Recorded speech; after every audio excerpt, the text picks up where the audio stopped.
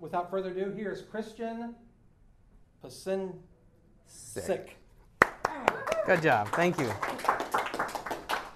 All right. Thank you very much. Like I said, I appreciate you guys coming out, especially with the weather. But like you said, my name is Christian. There's my Twitter and where I do most of my blogging. I've got a podcast coming out here right away. But for you guys who don't know me in detail, I'm a huge nerd. I'm your IT guy, the one that fixes stuff for all his friends and so forth. But I love podcasting mostly because of that, and I love the medium and so forth. But it's allowed me through my just fascination with all this stuff. I've gotten into if this then that and Zapier and some of these other terms I'll be mentioning farther on. Basically automation. I just love the ability for the robots of the internet to go do my bidding. And that's what we're going to be talking about more today. All right, so I have a couple of podcasts. One of them is called, of course, Prolific Success. And it is coming soon to iTunes. I've done a couple of podcasts, but we're going to be going back and adding more of, well, the stuff you're going to be seeing today, more of the how-tos and the more specific tips on how to get some of these things done. And I'm really excited about that. You'll be seeing, I'm sure, more of that in the very near future. These are some of the icons that go with all these different services. Some of them will be familiar to some of you that I want to talk about tying these together, how they can all work with each other. And this is the basis of basically automation for people that do business on the internet. The other podcast I do with my wife, Vin, and that's called Days Drama. It's about the soap opera Days of Our Lives. And it is a lot of fun. And it's actually the reason that I really started learning more about this automation stuff. It was, I had to. We record, well, here we go. We recorded every single night. We record. Episode 269, we recorded yesterday. 270 will be tonight. After I get done here, we're going to go home and record and finish it out and publish it. It'll be online. So needless to say, it's very important that I know how to start it and finish it and get it out as fast as possible because I have to get up and go to work tomorrow morning. And sometimes I do things in the evenings like this. But if you went to Podcast Movement, the main reason I got started was because, well, my wife is my best friend. And I love spending time with her and laughing and having a good time. And it's wonderful. Our marriage is stronger every single episode. As a matter of fact, episode 269, about the first 3 minutes, we're pretty much laughing the whole time. It's a lot of fun. But it's great. It's great. All right, yeah, so every day we do everything that's required for the show. 269 episodes, on average, 30 minutes. So how much time do you guys think it would take for you to produce a 30-minute show? I mean, I've given you some hints here. Obviously, we release it every night. 30 minutes. Probably at least 30 minutes. Do you think that's practical? Could you guys get a show produced in 30 minutes? Edited? 4 hours would be racing for me. Well, exactly. And I had done some toying with podcasting before we started this one, and that was probably about average for me too. And yeah, probably about 4 hours. And I didn't always have 4 hours in one chunk, so it took multiple days to get that 4 hours. So weekly would be the best that I could do for a podcast, even if I wanted to do more than that. So for me, so yeah, here's some of just briefly, the steps. Recording, editing, tagging, and uploading. And I don't even mention like blog posts and show notes and those sort of things. Yeah, well, yeah, drum roll. Total time, it's less than an hour. And that includes the 30 minutes of recording. Wow. So, like you said, about 30 minutes. And I've got a bunch of different tips and techniques, and I can really dive into a lot of these. I could probably spend the next 8 hours standing here talking about all the little things that I've learned and different ways that I do recording processes and all that. But we're going to talk about how you can identify where you can go go with this in your own podcast, because everyone's show is a little different. Our show, we have the benefit of having a daily television show we're talking about. So what we're going to talk about is predefined. So if you're trying to decide, what chocolate you're going to talk about, maybe it takes you longer at Costco to figure out which one you're going to get or what have you. All right, so yeah, how do you do that? Anybody have any guesses, any suggestions? You don't edit. Don't edit? I do edit. Maybe not as much as some people. Control your breath so that you don't breathe. Absolutely. Mic control, mic technique is very important. All of that. Do we automate everything? and yes, is as much as possible, actually, is the answer. And I use all these different services you see on here, minus the crazy guy in the middle. That's usually me in the evenings. Too much coffee. But all these different services will allow us to take different things that add up to that 4 hours and trim it down until eventually you can actually have your show come out and get to bed at a decent time every night. All right, so here's how we, in an overview, how we podcast so quickly and how you can apply this. And that is, you need to know what your goal is. In other words, we're going to go more into the goal in the next ones. But, yeah, you need to know what the point of it is, how much of a perfectionist you're going to be. You need to know what the end point is going to look like. Is this specifically for your business? Is this really going to be a key marketing strategically leased at a certain time of the month based on a product launch? Or all these things have to go into what your goal is. And then you, of course, talk about your workflow. And then talk about your workflow some more. Because that is where you're going to find all the little pieces that you can then identify problems with and then automate those away. All right, so for Days Drama, our goal is to have fun. Like I said, it's me spending time with my wife. That's our number one goal, so I have a little bit of benefit there. I don't have the high standards of some of the other podcasts that are perfectionists, perhaps, but I think we have a really, really good show. I don't know how many people have listened to it, but I'm proud of the quality. I'm not ashamed to tell people I talk about a soap opera every night. Well, maybe a little bit, but no.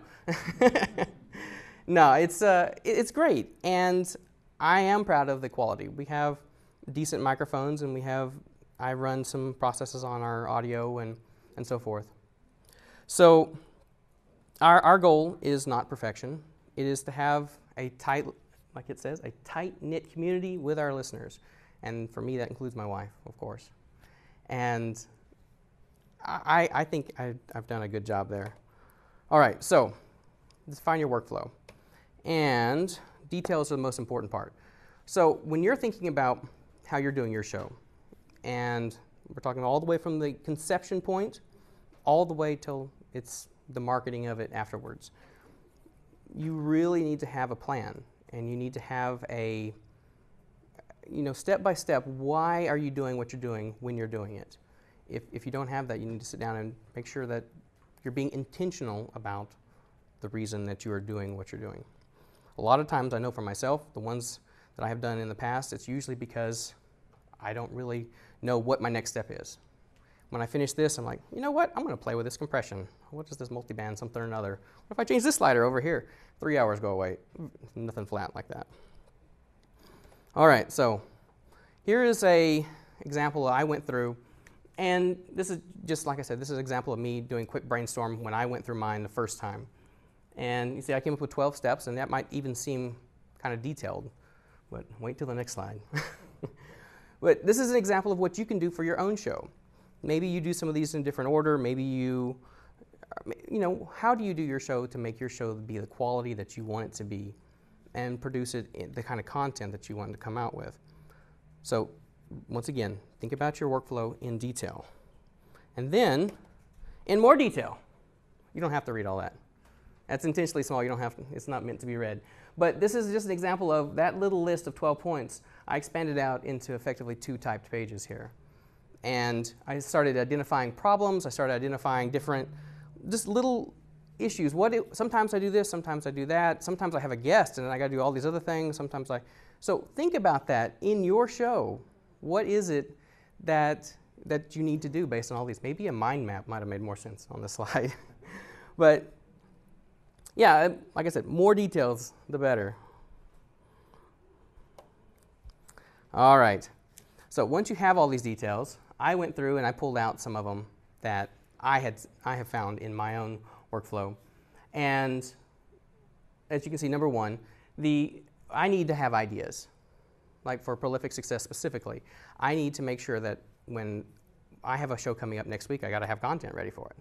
Like I said, I'm going back redoing my show because I want to have more hard-hitting, here's something that you can do to go and take this to your business and apply it. So I need to make sure I keep these ideas, because so how many times do you sit down to record your show and 10 minutes ago you had a good idea? That was 10 minutes ago. That isn't now. Where was that idea? I forgot. Or better yet, you had an idea and you wrote it on a receipt that you had in your pocket, which is now a wadded up mush in the bottom of your pocket in the dryer.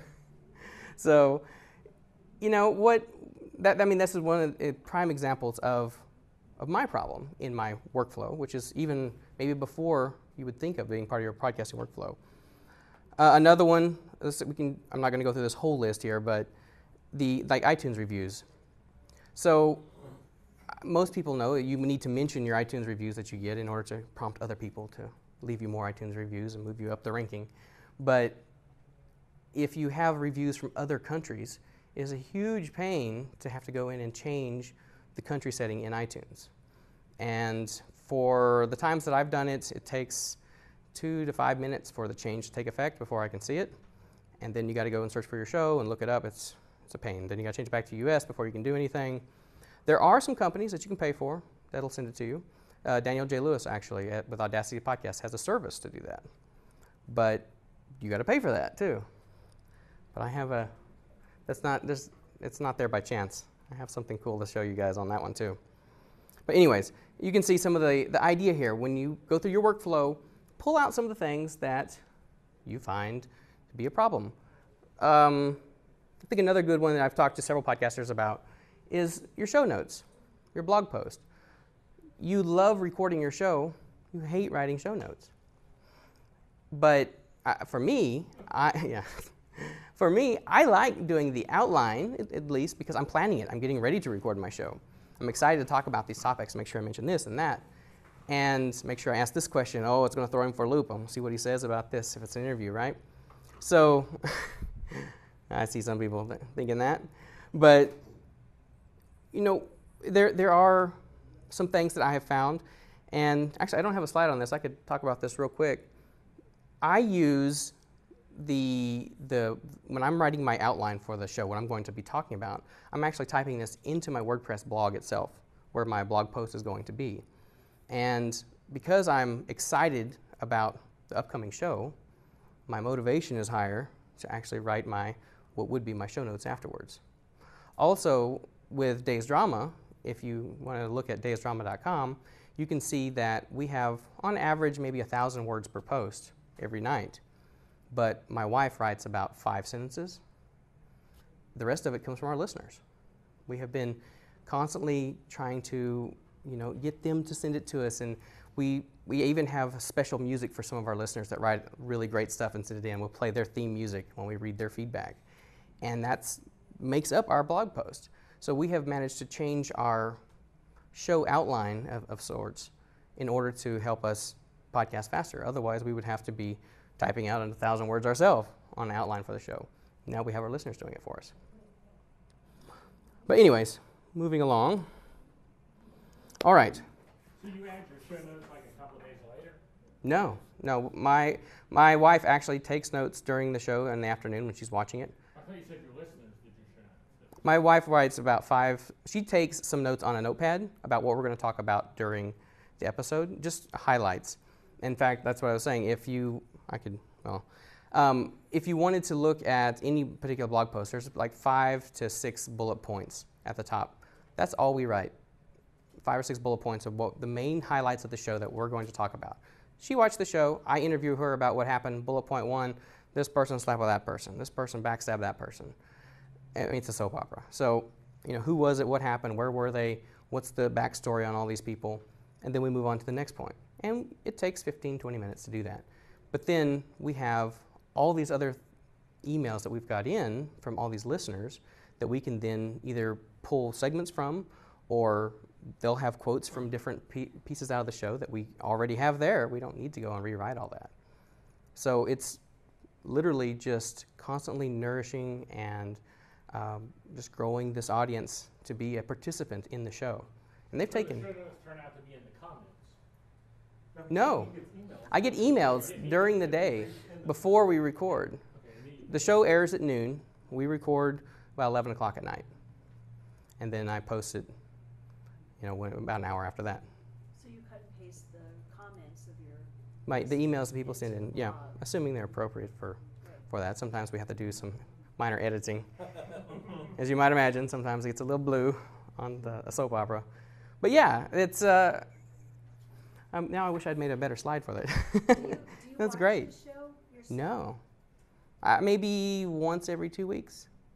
But so it's at night, it's my time to interview my wife about what happened. And like I said, you listen to 269, we laugh and have a... You made comments, you participated in the discussion before and were told by the audience to shut up. Mm-hmm. You're too nerdy. Well, as you might imagine, the tech nerd is not necessarily the demographic of a soap opera. However, it is interesting that even though they play that angle, sometimes I'll get emails that won't copy my wife and say, just so you know, I was watching Star Trek for 4 hours straight yesterday. And think about it, these are people that have discovered a podcast before the podcast app was on the iPhone or required to be on any devices. They knew what a podcast was. They found it somehow. So they got a little nerdiness in them, at least. So at least we got, go ahead, yes. Have the producers of the show ever contacted you and wanting to brand with you or do anything? No, not the producers. We have had some actors that were, just before they air, we start contacting them and reaching out to them, and they have they've tweeted back to us and retweeted some of the stuff that we've said. One of the new main characters, actually, has agreed to be interviewed by us, some indefinite date, but he's agreed to it at least on Twitter, so that's something. It's exciting. But yeah, it's a lot of fun, and like I said, at the beginning, our goal was, a certain thing. It was to podcast fast and spend time with my wife and have fun, but yet I'm still proud of my audio quality, so I have to balance all these things out. So the way that I do a lot of the different pieces that we need to know about, as you might imagine, there's different news articles about people leaving or coming on the show. And like in my case with If This Then That and tech stuff, there's a lot of tech blogs out there. I love to keep up with all that. And I tweet about all that kind of stuff as well. So I need to keep up with all that stuff. She needs to keep up with all of the other stuff with the soap opera. And we can use services like you see at the bottom here, and literally over 100 other services I'm sorry, go ahead. Oh, okay.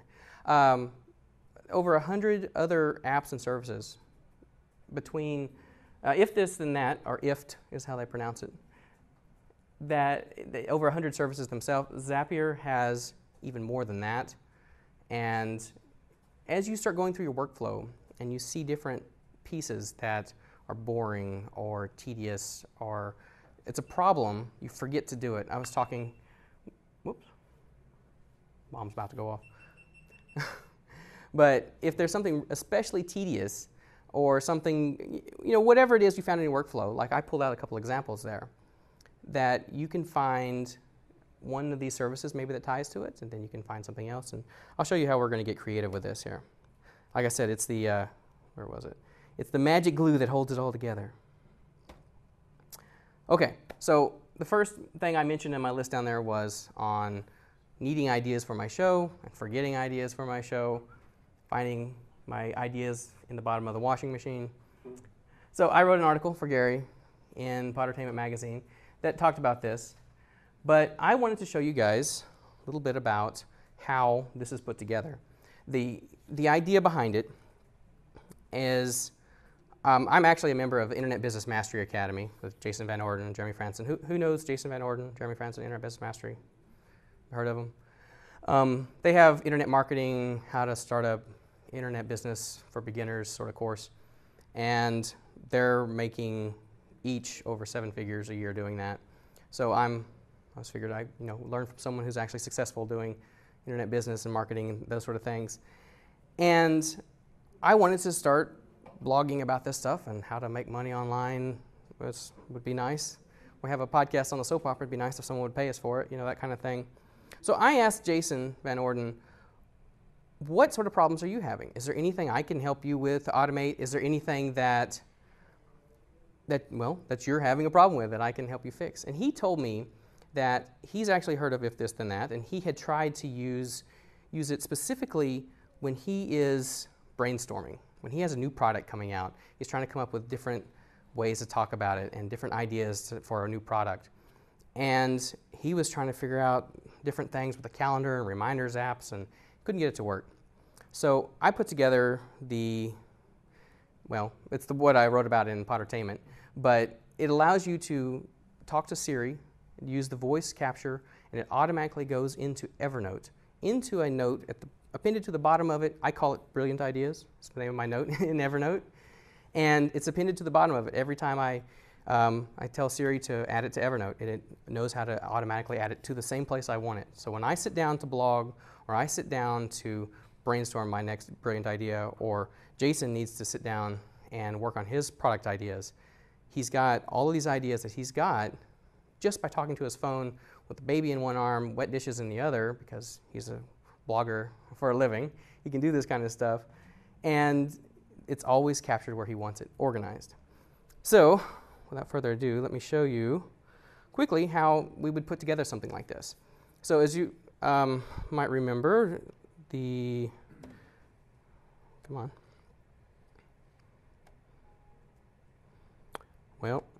don't have internet access. Didn't think about that before we got started. What was the... Improving capital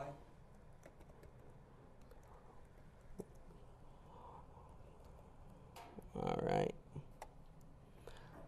It'll work better on the internet. That is one of the drawbacks to having the internet robots do stuff for you. You have to be connected to the internet. Okay.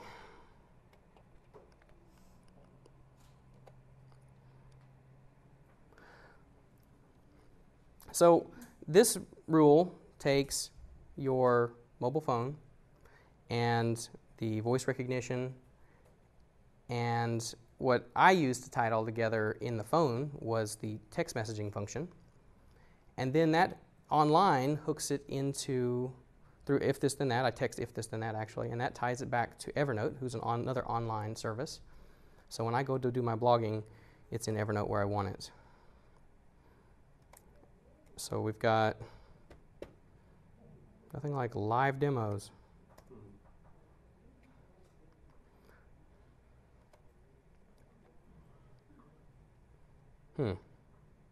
Well, we can try it again here in a minute. But, I mean, like I said, the idea... Oh, there we go. Thank you. Okay. So it's kind of hard to see up on the projector.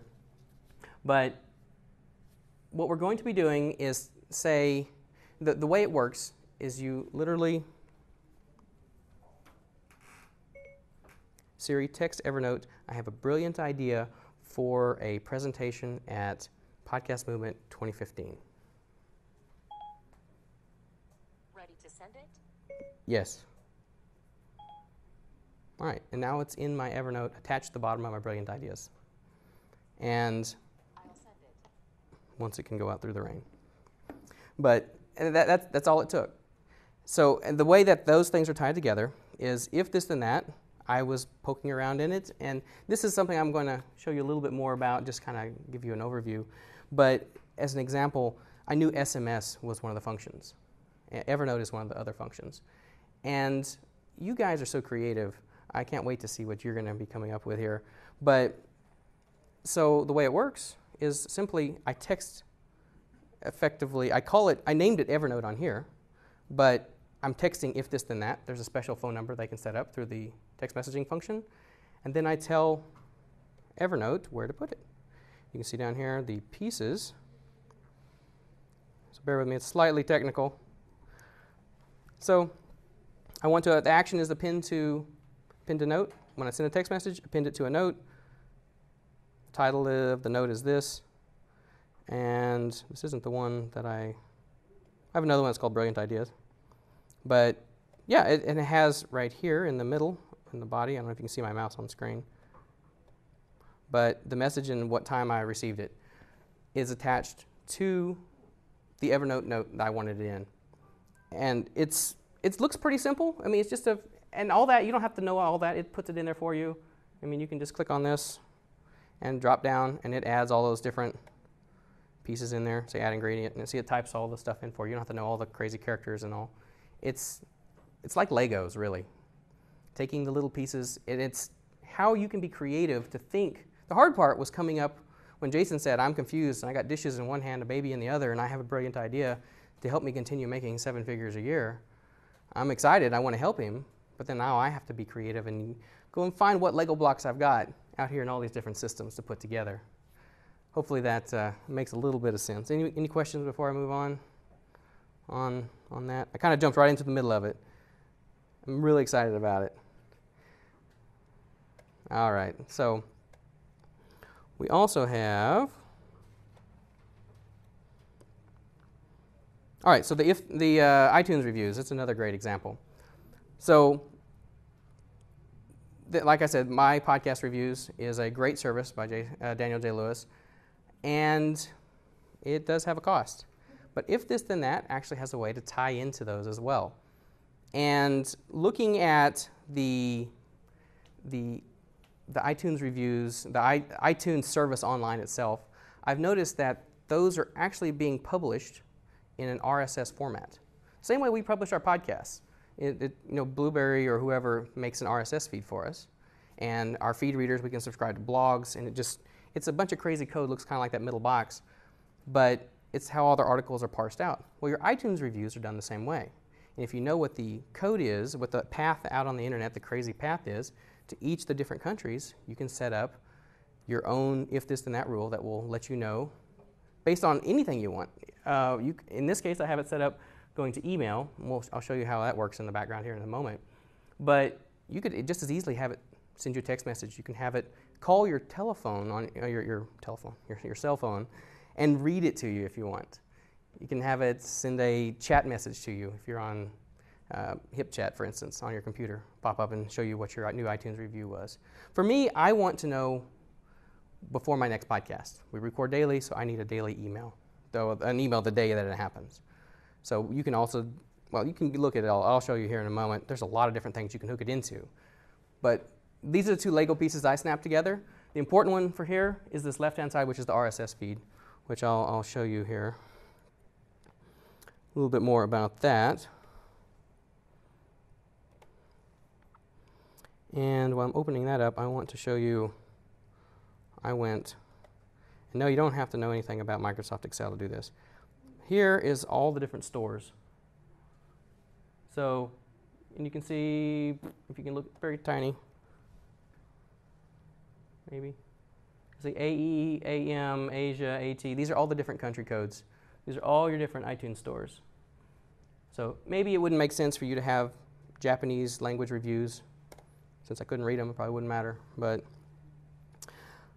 so the way you use that, and actually maybe why you would want to pay somebody to do it, is you have to use them one at a time.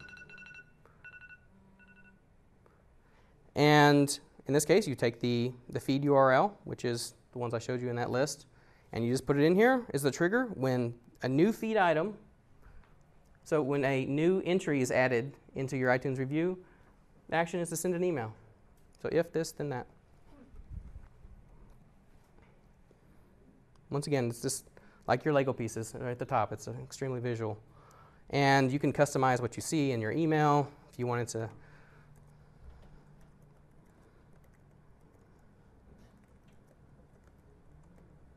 Whatever you want your email to say back to you.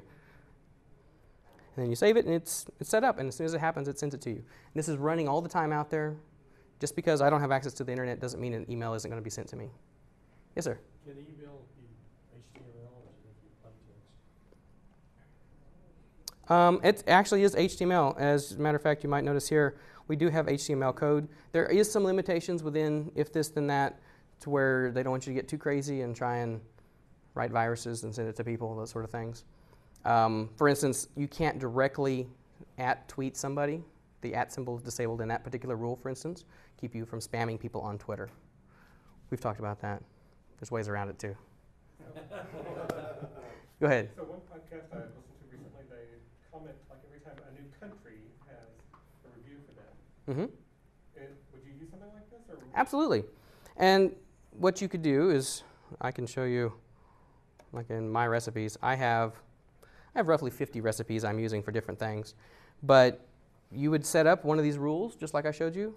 You'd say, create a recipe for each one of those RSS feeds. So what is there, 140 countries? So you'd have to, actually I think there's 86 different country codes. A bunch of the Asian countries are all the same country code, even though it shows there's iTunes and all these different Asian countries. But I can tell you. So iTunes has that many different 87. 87 different stores, yes. So you would have to set up 87 different recipes in IFT in order to see reviews from any country, any iTunes store in the world.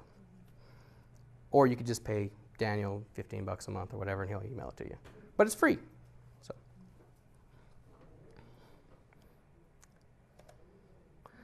All right. And since I'm already there, yeah, the next slide is going to be a tour, basically. Let me show you a little bit more about some of the options, some more of these different Lego pieces. Which guys have the little gun and the sword that you can play with on your plastic boat, right? All right, and yeah, and don't be scared of this. It's like Legos. You can always turn it off. Worst case, I set up a rule to let me know when a new book went free on Amazon. Spammed the hell out of myself. It was great. Got like 700 emails in an hour. It was awesome. Don't do that one.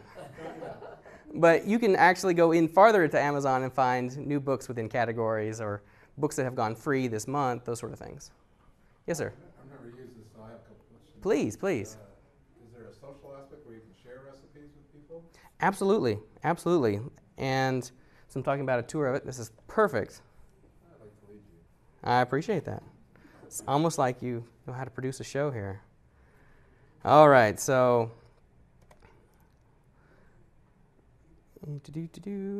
all right, so this is what it looks like when you first come in. They've got, they do have a whole social aspect as far as you can share a recipe. In fact, all the recipes I've showed you today, a couple of them, I have those publicly shared, and I'll have links for everyone if you want to go and literally just click on it and say add to my own dashboard. It seems like they need to have a cooking analogy for that. We need a recipe box for if this then that. But yeah, so they've got curated recipes as well. They've got, yes, sir? They send me daily messages of recipes that are trending.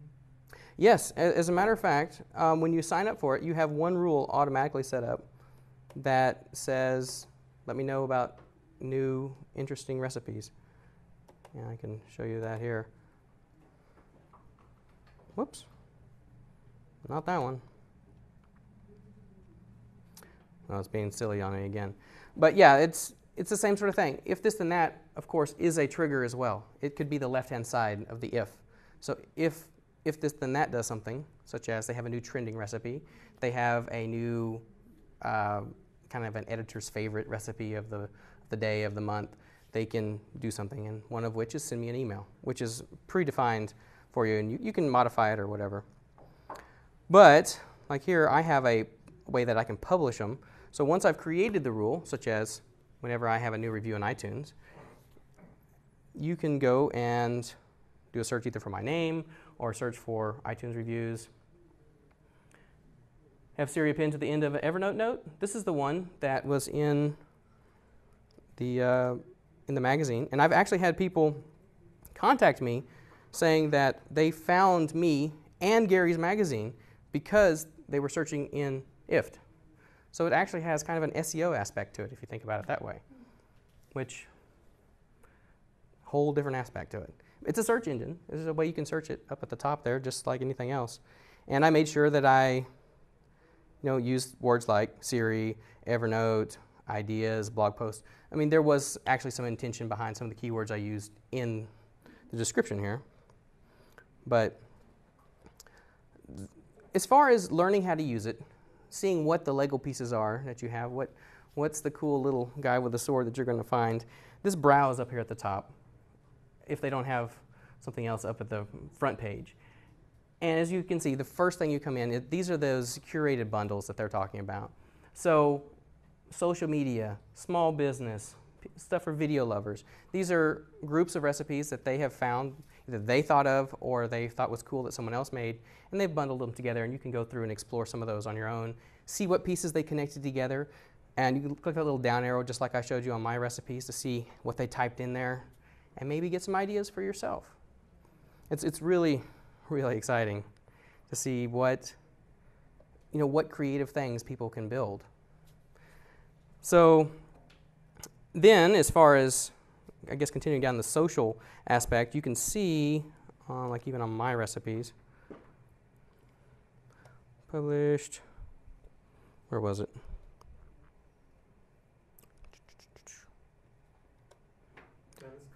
Here we go. Published, thank you. There's I guess 3 statuses to a particular recipe.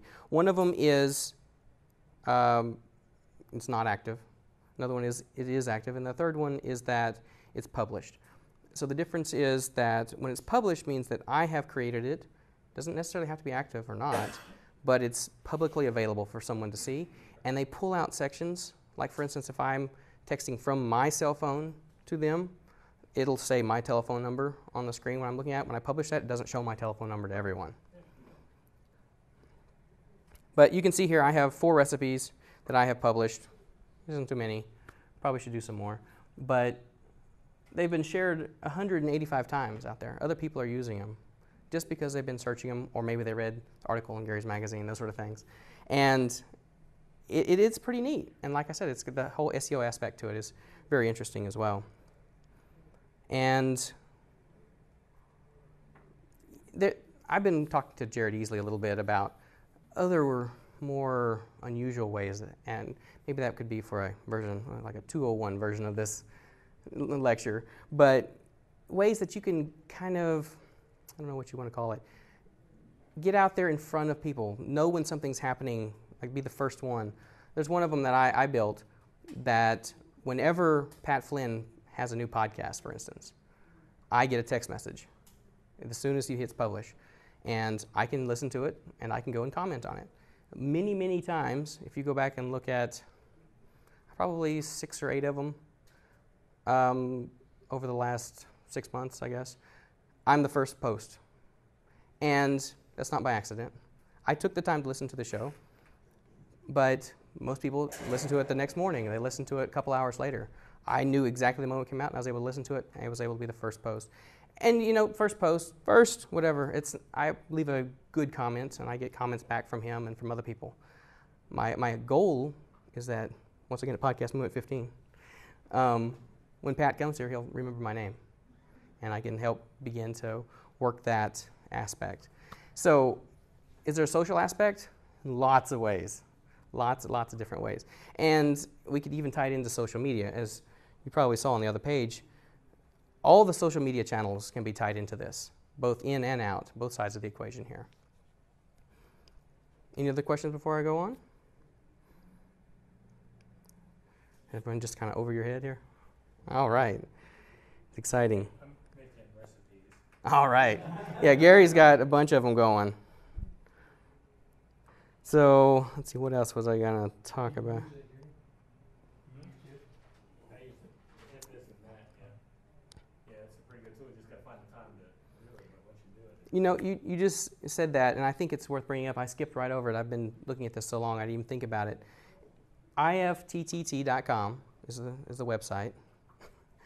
And it's if this, then that, and you pronounce it ift, like gift without the G. so you can communicate and sound like you're a nerd like me. Let's see. So some of the popular ones that I've seen. Actually, let's just look at that. That would be a great example of how to use this browse function and ways that you can get started yourself.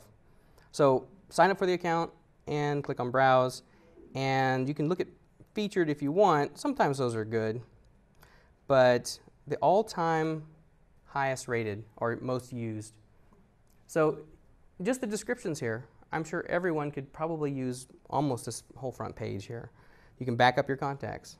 Who doesn't want to back up their contacts? Well, I'm an IT guy. I know nobody wants to back up anything. Back your stuff up. No. Yeah, you can get a notification. When you wake up in the morning, if this and that is already thinking about you, it cares so much, you've got a text message waiting for you with the day's weather. Or another one I actually thought about on the drive yesterday is I could set up a morning alarm. Instead of having your buzzer next to you, wake you up at 6 o'clock or 3 o'clock in the morning, however early, I could have if this and that call me. And what I could have it say is the day's weather. So I actually have to be conscious enough to know if I need an umbrella with me or not. So I have to wake up, listen to the phone, answer it, it's ringing. It might be mom having a problem or something, right? So I think this might be a really good way to tie a couple other things together. So anyways, once again, it's just, I was looking at a couple of different pieces. These two Legos will fit together great.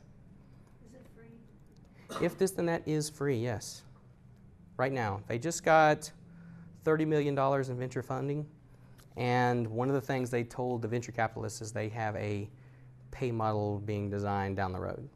So we'll see what that is.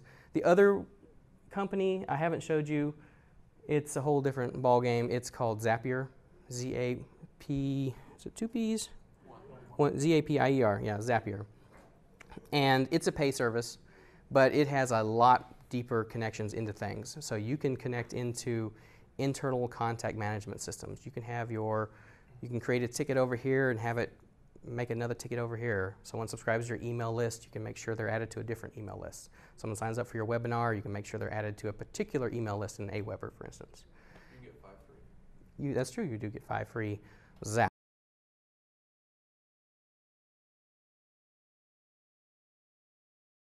I encourage everyone just to start exploring, get creative. I'm a technical guy, and I love looking at the latest and greatest gadgets and gizmos and tech doohickeys that come out, services, but sometimes I'm not the most creative. I don't have a monopoly on creativity, I'll put it that way. You guys are the podcasters. You guys are creative all the time. It's just amazing what some of you guys are coming out with. And I can't wait to see what you guys come up with. I mean, I can make the cool little tree with a boat and the thing with my Legos. You're going to have the Eiffel Tower before you know it. And I'm excited to learn from what you're going to be able to put together. So if we come up with a recipe and send it to you, you put our name on your website? Sure. I have no problem with that. Hit me up. And there are a lot of other services as well that, besides If This Then That, like I mentioned, Zapier, but there's other social media services that are specifically tuned for that. I know a lot of people in here use Hootsuite, for instance. It's great for specifically using Twitter, and maybe some other social media things you could tie it to indirectly. Or Buffer app, for instance, is another one. You can tie it to a lot of different ones. You can even tie it through If This Then That.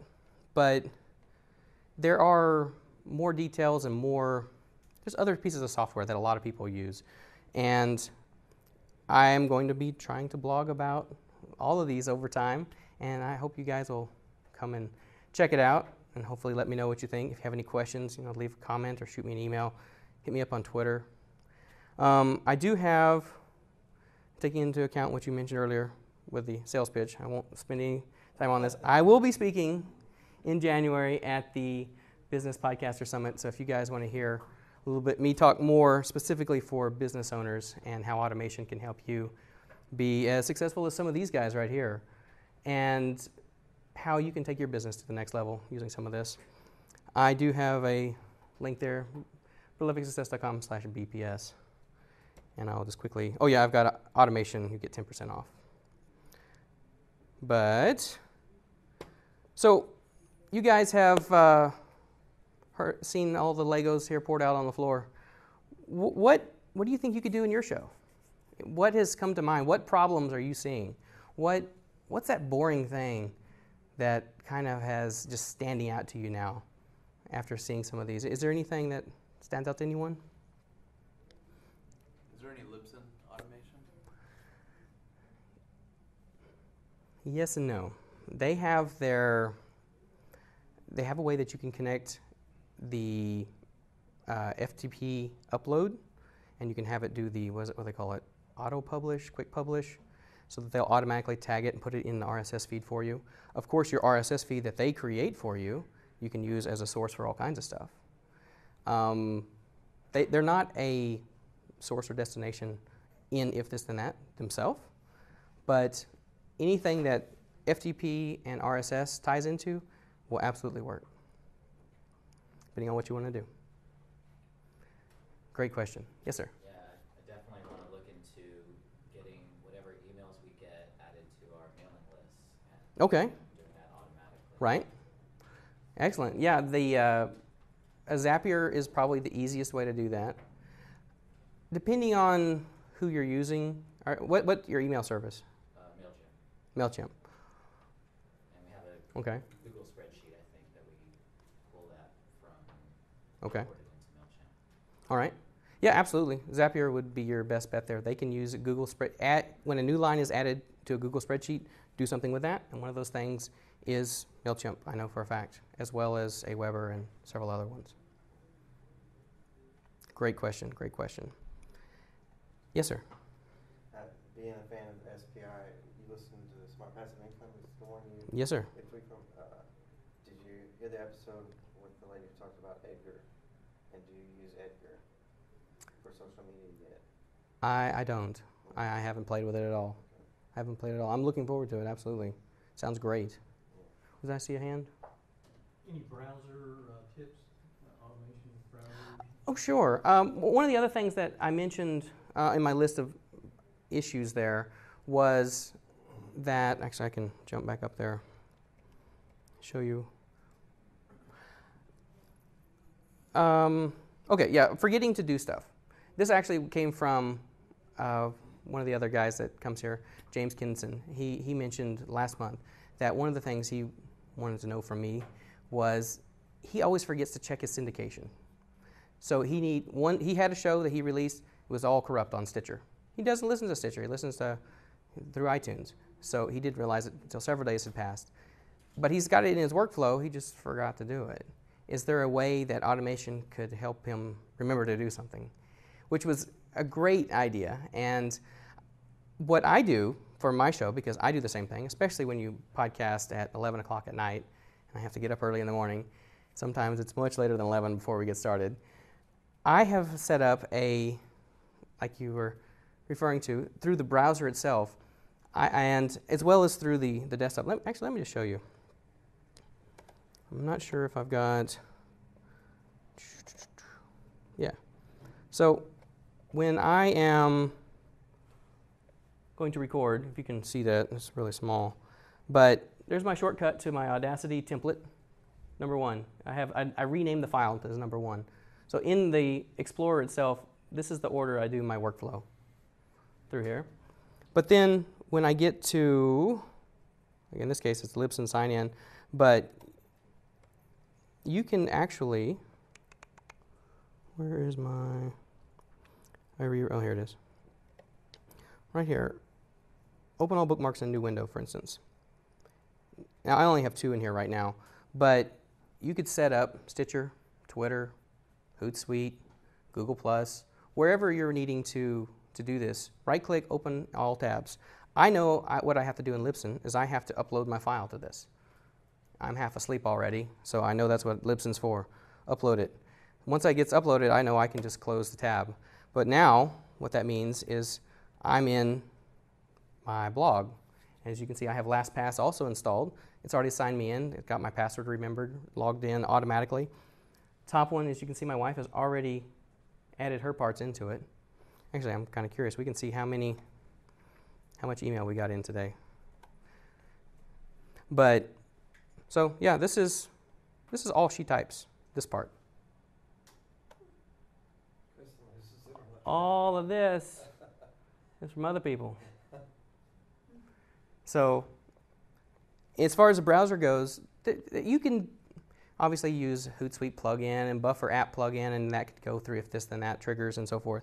But for me, this is the problem I had when I was talking to James. This is going to help him. He's going to add Stitcher to his. Right-click, open all tabs. He knows every night. Close the tab. I've done what I need to do. I've checked. I click play. It plays, and I can move on. I don't have to think about it. Don't have to remember it. So this isn't automation in the same sense as if this then that, but I think it still counts. Same effect. I get it done. It's accurate. So how many tabs do you open at a time? As many as it takes. Like I said, I only have 2 on it right now. I usually have, and like I said, I was rearranging things for the presentation. But you can add your social media things that you want to put in there. And what I've actually done today and why I took those out is because I have gone and tied all of those things in through if this then that already. So when I hit publish, I now have a new entry into the RSS that is my blog. And that is my trigger that causes a new tweet to go out. So I automatically tweet to everybody I have a new podcast out every time I hit publish. I also have another one that triggers at the same time for the same reason, new blog post, which is the podcast, and it adds it to Buffer, which instead of being sent out to Twitter at midnight, is added to my first slot in the queue, which maybe a day or 2 from now, or maybe 9 o'clock in the morning when most normal people will be awake and listening to it. So, and all these are stacked up for the same thing, and they all happen on the same trigger event. But yeah, great question. I went off on a huge tangent there. The questions. I love this. Since there are 2 of you, do you guys find yourself editing the show notes while you're doing the podcast at all? Sometimes. I tried doing that when I was doing the podcast, and it was just me, and that didn't. Yeah, you definitely. I'll save this time. By the time the podcast is over, my show notes will be done. Now I can do my show notes while I do a podcast, but I just write. Here's the show. Yeah, we've tried that. It doesn't work great. Obviously, clickety click on the keyboard can usually be heard, depending on your compressor settings and all. I wouldn't recommend it. However, as far as in the podcasting process itself, I've got some tips. When we're coming up on top of the hour, it might take more than 5 minutes to show you. I want to make sure I'm respectful of everyone's time. But when I'm in Audacity, I do something I like to call live editing of the audio itself, which is kind of contradictory. And it is another reason that we're able to get done so quickly. So actually, I'll bring this up. If I queue this up properly, it should be yesterday's show that I have actually saved as my template. Audacity takes about a week to load. But the general idea, and you'll see this here, is that you hit record. I'm recording to the hard drive. I don't record to a digital recorder externally like this. Occasionally, if I'm doing an interview, for instance, I'll do this also, so I have 2 things going. But by and large, okay. Nope, it's not the right one. That's just your intro and outro? Yeah, my template is my intro and outro. So when I go to open, actually that's another great point.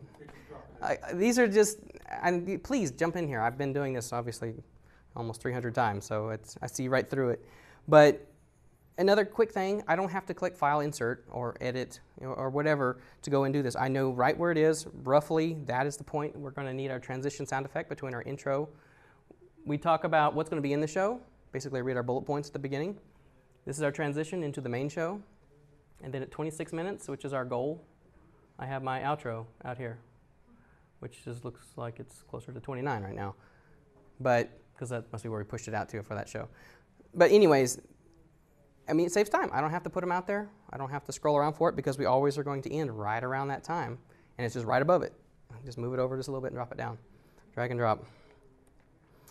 So I could even just do this live. So we're talking here. We're recording some great podcast. And then all of a sudden somebody goes, huge cough right in the middle of it. Nobody's done that, right? Never sneeze in the middle of a podcast and have to go back and edit it, right? No, of course, we've all done that. So I'm sitting here. Oh, I tell my wife, stop.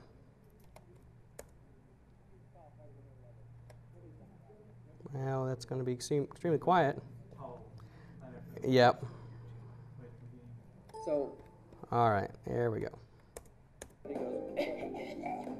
Huge cough right in the middle of it. Okay, so during the podcast itself, I'll just tell her to stop. And huge cough right in the middle of it. And hold on. I select the cough and then go to the end, and I tell her to listen. I click back a couple seconds, or I listen to it if I was talking. And then all of a sudden somebody goes, and then we have a huge cough, and we can continue recording from right here. Well, I didn't hit record. Got to hit record. So I knew that I said, all of a sudden suddenly have a, then all of a sudden somebody goes, 3, 2, 1, cough, and then we don't even have to go back and edit that cough out because now it's a seamless transition right there where that happened. But, and there's two ways you can do this. Since I'm running this machine and we're all both sitting here together, two things can be done. Even though we're continuing to talk about what's going on, I can hit mark and say, whoops. Of course, my machine's going to lock up again. But I can leave a little marker in the file. So I can go back and look at that transition point, or of course, you can see it's a different line. And it's easy to go back and see that point and just listen to each of those little segments. And those are the only parts I actually listen to. I don't listen to the whole 30 minutes again. I only listen to the gross edits that I had to cut out. Or if I'm recording and somebody knocks something over and bangs in the room, I'll just add another quick little marker in here to remember that I need to go back and listen to that segment. And that allows me to get through my whole podcast because I'm trying to be natural. I don't want to over-edit it. If I listen to it, I'm a perfectionist. I'm going to want to cut out every time I smack my lips. I'm going to go and select that tiny little spike. I'm going to try and filter that, bring the little dot down and make it level again. Don't do that to yourself. Use a mark. If you have to, clap your hands or something if you're recording to an external device so you know when it is and you can see it. But do yourself a favor and be natural. Even if it leaves in an here, even if you stuttered a little bit like I just did, it sounds natural. People will relate to you so much better that way. Any other questions? We're continuing to record, I see. Is your deck going to be available? Your slides? I hadn't thought about it, but absolutely. I'll be happy to. If you want to shoot me an email, I can do that, or I can... Put it in the Yeah, I'll upload it to the Facebook page. How about that? Facebook or the Meetup. Okay. Facebook, that'd be cool. Yeah, put them both. Absolutely. Send us all emails. Answer is yes.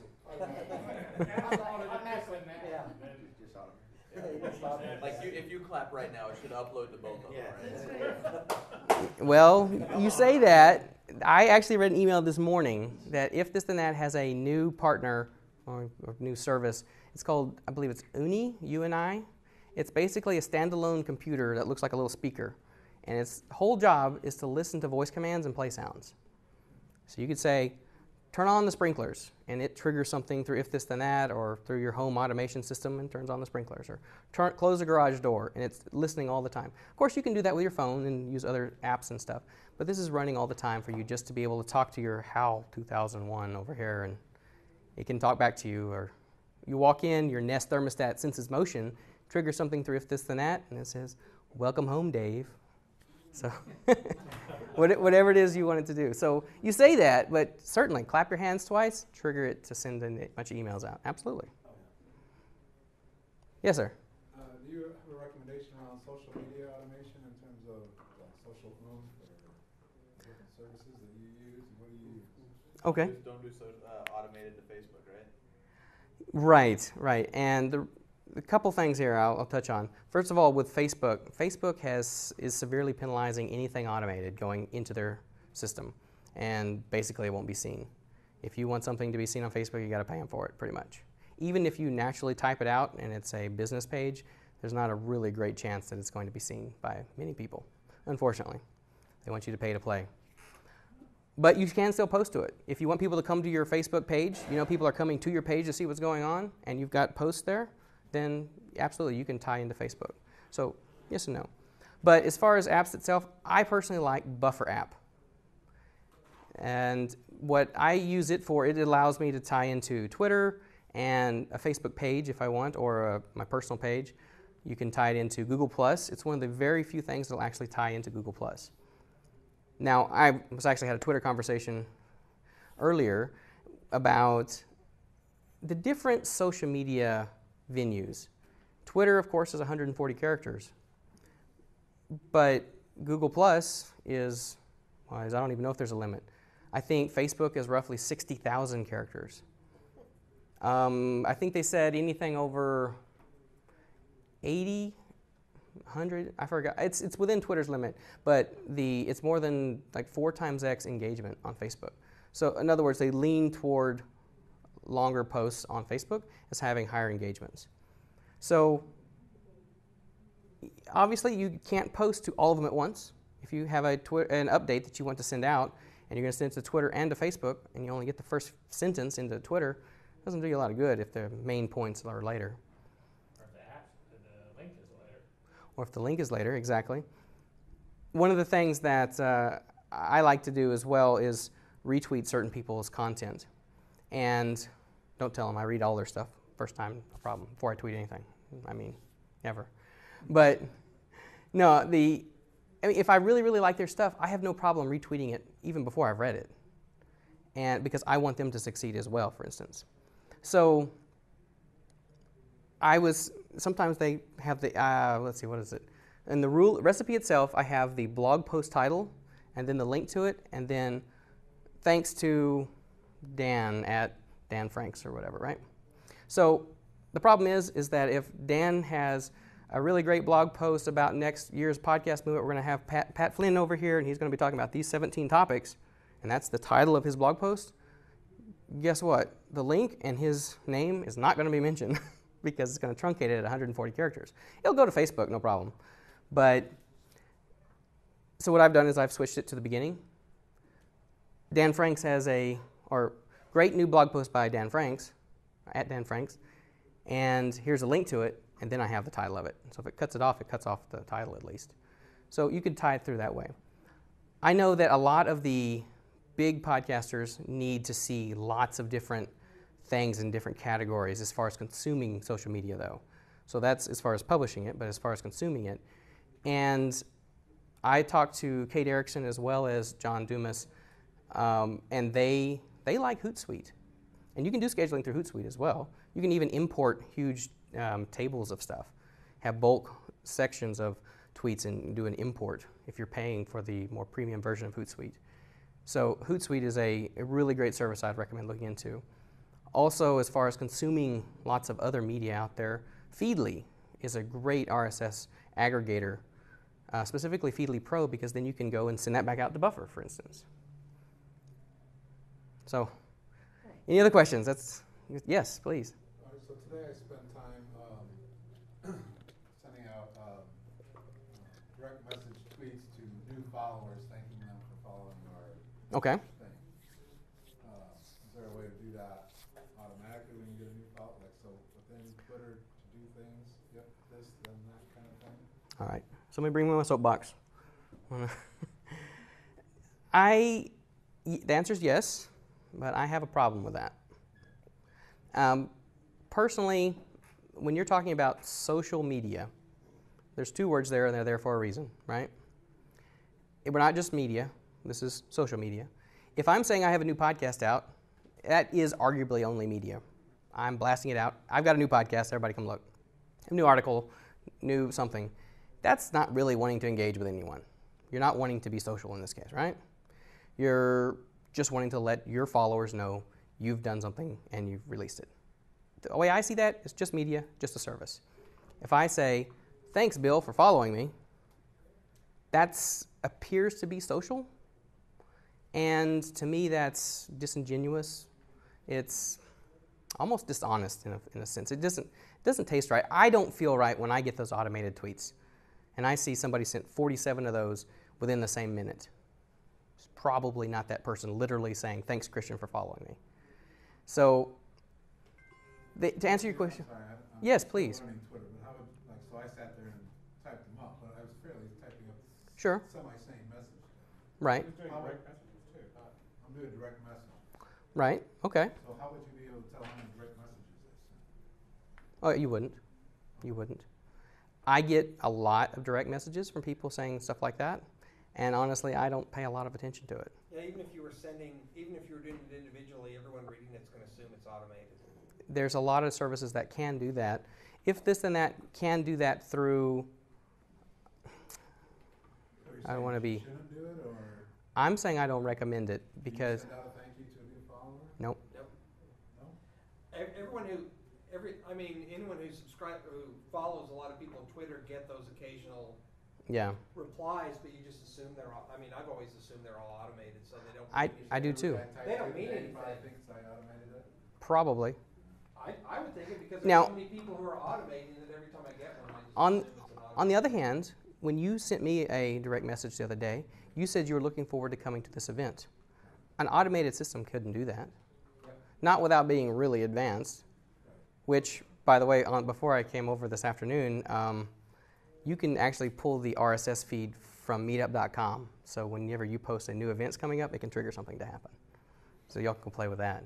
Right, but I was doing thank yous at that time, but I knew you, so I could say something. Well, exactly. So you were being genuinely social, that was right? Joel's. So, it's my opinion.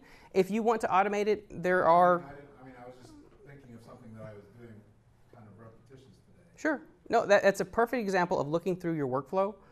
To me, I have seen people recommend that, and I have judged it in my own workflow to not be a good use of my time. So even though I'm sending them a little picture? Yeah, maybe. No, maybe you're doing it the right way. No, probably not. No, like I said, I responded to you, so maybe there you go. I'm like I said, I'm learning up here too, so it's very, very interesting. Any other questions? For everyone else just falls asleep on me here. So. Yes, sir. Will you come on my podcast next month? Yes, sir. I'll be happy to. I'll be happy to go on anyone's podcast. Okay, well, that's the first. All right. Okay. Happy to.